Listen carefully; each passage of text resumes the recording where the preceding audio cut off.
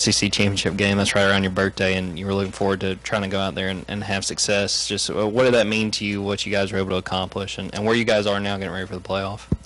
Yeah, the SEC championship, shoot, that was my fourth time going, and the fourth time was a charm. So, of course, that was exciting, especially to be out there with my teammates, to enjoy the confetti, just to be able to raise the trophy that we was conference champs. That was a big thing for us, being able to put numbers on the wall, like I said in the previous interviews. That's our main goal here, and just knowing that we was able to do something that hadn't been done in some years, and just knowing that we have a possibility to do something special this season just motivates us to keep pushing and keep working.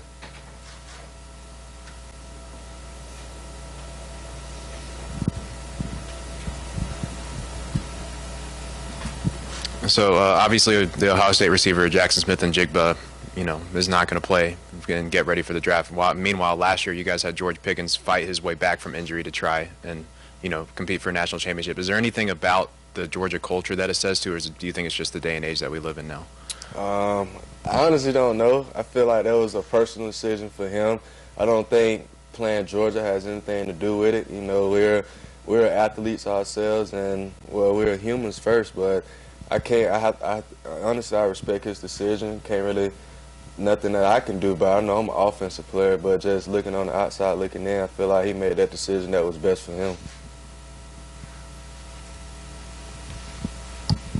Hey, Kearis, Brock was talking a little bit ago about, when you first got here as an early enrollee, wasn't really sure if it was still, Georgia was still for him and stuff like that, and I guess being homesick or whatnot. Were you ever around him enough to kind of sense that, and is that something a lot of kids kind of go through when they get here for the first time? Yeah, I can remember my first time coming because I early enrolled as well, and those first few winter workouts, I was like, man, I don't know if I want to play football again because, shoot, the way we was drilling us, man, they were just coming out the natty loss and just knowing how much that season meant to them and how much I knew I wanted to win the national championship. I was like, man, if I got to do this for 4 years, I don't know if I'm going to make it. But, hey, I'm here at year 5, and I'm enjoying it. I'm still here.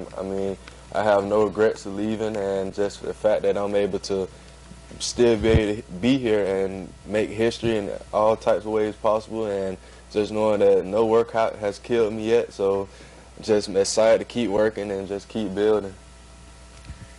Kearis, can you speak more on what you said about the motivation to do something special, and maybe how it compares to a year ago when you guys were motivated to make up for the SEC loss? Yeah, I feel like this year, coming off a conference win, I think we'll work harder than we did last year and coming off a loss. And it's crazy because people may look at it, oh yeah, they complacent, yeah, they're happy about their win. Shoot, that's just another check box that we wanted to do, one of our goals. So, our season is not complete yet. We still have goals that we want to reach, and the Peach Bowl is one of the next things we have to accomplish, and we're excited that we get that opportunity to play in that game, and just knowing that we're motivated because we haven't completed anything bigger than what we already want. And SEC championship was a big deal, but being able to win a CLP playoff game and a national championship game will be major for us, and just knowing that we're motivated because we want that title of knowing that we was able to do something that no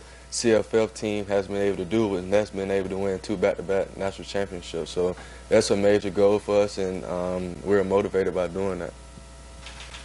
Curious, when you were talking about some of those workouts, I know talking to the guys over the years, like Jordan Davis is one of the more jovial guys that seems to get you through it. Who are some of the voices over the years when you're sweating, when everybody's feeling the same way you are, ready to give in, and there's teammates that say funny things or encouraging things? Who are some of those voices over the last 5 years that you'd call out that kind of kept the team going? Sure, that's a lot of voices, man. But either way it go, I think, of course, Nolan gonna always be outspoken. Just he's already a loud person in general. So pushing through those workouts, I say Nolan, of course, and just knowing our quarterbacks as well. Our quarterbacks, they lead the offense and lead the team as well. So of course their voice gonna be heard. But I think that the difference with this team, with this year, and what separated from all the other teams is that everyone had a voice. Whether it may be 2 words they may say that may lead you through the whole year. You never know. And just knowing that the adversity that we may have faced throughout the season and we was all there for each other. I can always remember that Missouri game at halftime. Coach Smart didn't really have to say much. It was mostly the players and the team. And when you have a team and you have teammates that depend on each other and they love each other, that's all you need. You don't really need coaching from that standpoint to be motivated. And I know some videos go around of Coach Smart speaking to us. Shoot, we already hyped up from just knowing that the amount of work we put in with each other and just knowing that we always able to accomplish something good. It just pushes us to, in those workouts, just thinking about your why. Curious, have you had a chance to talk to any of the guys who just got here, and what are your early impressions on those guys? Yeah, that's funny that you asked that because they put all of them beside my locker. So that's the funny thing. They trying to get me up out of here, but nah. But nah, honestly, on a serious note, those guys, they looking up to me in the way that they're trying to see how it is here. You know, and I have Anthony. Anthony's right there. Tyler's right there. You got Z right there. Just the fact that they knowing what they're trying to reach and how did I get to the point where I'm still be able to be sustainable and how do I get through this Georgia career. And pretty much what I'll just tell them, just be on time for everything, just have the right mindset. If you have the right mindset coming into any type of workout or practice, you'll get over that hump of feeling like you're nervous or anything like that. And the thing about them coming in early, they don't have a major role yet, but they're having a role on scout team right now.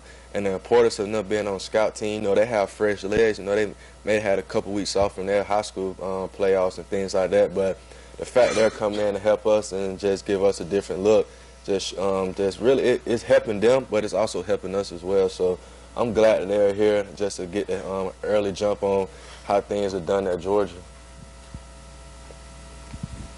I was going to ask what advice you would give the early enrollees, but you kind of just answered that. So going back to Ohio State, they usually have good DBs and stuff like that. Is there anything that stands out about their DB room and how they play defense that stands out to you? Watching film, they're very different. They move around. They do a lot of movement on their defense, you know.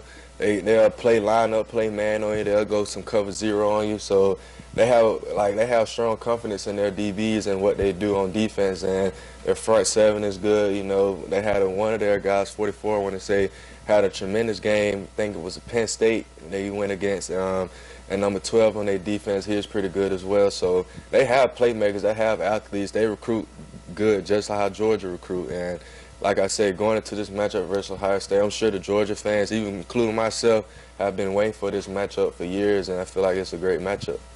Got time for 2 more questions? When you look at this offense that you guys run right now and you think back 5 years ago, what you came into, how much has it changed? Oh, it's changed tremendously. I mean, I feel like we throw the ball more now than we have in the past. You know, sometimes we'll have a back that may go for 20, 30-some carries, but shoot, now we have 3, 4 backs that can split those 30 carries up and everybody have fresh legs. So the way we run our offense now is very unique. You know, you don't know what's going to happen. We could be run, boom, take a shot. Like, it's always, it's sneaky in a way. It's sneaky good in a way, I think. And just the way that we prepare ourselves each and every week, you know, just it pays off in a way. But at the end of the day, like, we're not where we want to be at, but we know we can with this next opportunity. I think, Coach, you played for Coach Campbell at Peace County, right? Most definitely. Just thoughts on him retiring before he took another job, and just what kind of influence he have on you?